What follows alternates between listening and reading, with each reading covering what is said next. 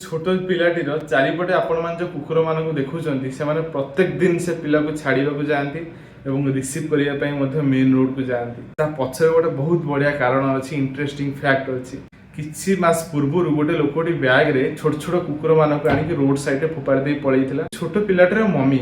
से आनला गोटे आनिक जत्न नेला खाଇବା पीवा देला छोट रू बड़ कला लेडीज को गोटे छोट कुनी पिलाटी थिला झीटे से स्कूल जीवा तार समय आसला तो प्रत्येक दिन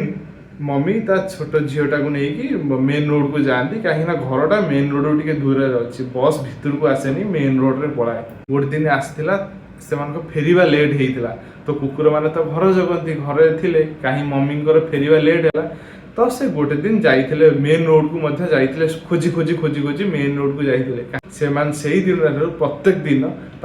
मम्मी को एवं छोट पिला सुरक्षा देवाई प्रत्येक दिन मेन रोड को छाड़ा को जी वेट करेंगे से रिसीव करेंगे से तो आगे कर्तव्य बुझीपार मनीष केतले निजर कर्तव्य बुझ एटी भाई जमी भाई सहित झगड़ा कर्तव्य भूली जाऊँ भाईर